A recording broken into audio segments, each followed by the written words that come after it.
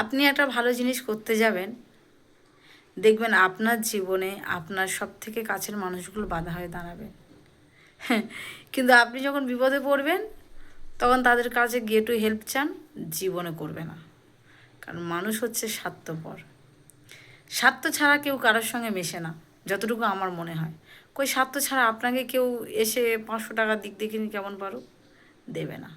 দুদিন পরে এসে সেই 500 টাকাটাই চাইবে।